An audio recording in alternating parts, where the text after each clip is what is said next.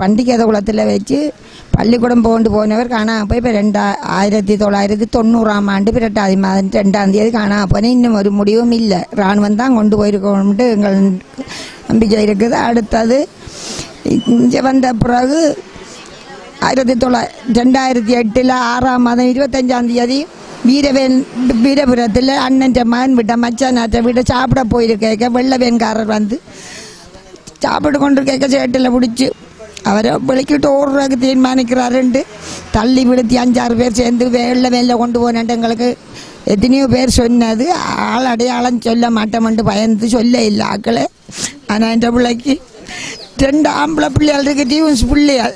இப்போ வைக்கும் 12 வயசு 3.5 வயது கொண்டு போய்க்க நாங்கள் அந்த 2 பிள்ளைகளையும் பராமரிக்கிறோம். தாய் கல்யாணம் கட்டிட்டு அவள் கல்யாணம் கட்டி 2 ஒரு பொம்பளை பிள்ளை ஒன்று இருக்குது. இந்த பிள்ளைகளை நாங்களாம் பராமரிக்கிறோம். ஆனால் எங்கள்கிட்ட நிலைமை ஒருவருக்கும் தெரியாது, கடவுள் ஒருவருக்கு தெரியும். இந்த பிள்ளைகளை எப்படி வளர்க்குறோம், என்ன மாதிரி வளர்க்குறோம்ண்டு.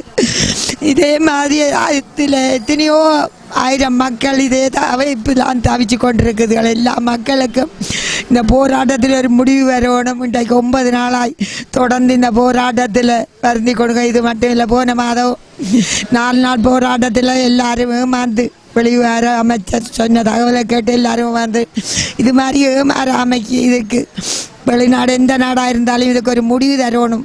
ஐநா இல்லை, ஜெனிவா இல்லை, வெளிநாடு இல்லாமல் இதில் மைந்தா செய்தது போல மைத்திரிபாலா செய்த போல என்று நாங்கள் குறித்து சொல்ல இல்லை. எல்லா மக்களும் அணிதிரண்டு இந்த நாட்டில் மக்களுக்கு ஒரு நல்ல ஆட்சி கிடைக்க வேணும், நல்ல முடிவு கிடைக்க வேணும். இந்த மக்கள் வருந்துற கழுவணும், இந்த கண்ணீரை எல்லா மக்களுக்கும் கழுவுறதுக்கு ஒரு முடிவு வர வேணும் என்று நம்பிக்கையோடு இருக்கிறோம். இதுக்கு ஒரு நல்ல ஆட்சி, நல்ல நிலைமை, நல்ல மக்களுக்கு நல்ல தீர்வு காண வேணும் என்று வருந்தும். இந்த தேவதைகள் அத்தனையும் இருப்பது உண்மையாக இருந்தால் இதுக்கு ஒரு நல்ல முடிவு கிடைக்க வேணும்.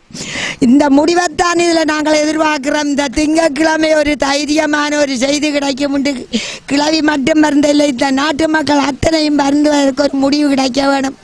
தேவதைகள் உண்மையாக இருந்தால் இந்த முடிவு வரணும். இல்லை என்று சொன்னால் எந்த நாட்டிலையும் எந்த தெய்வத்தையும் ஒருவர் வணங்க வேண்டிய காரணம் ஒன்றுமில்லை.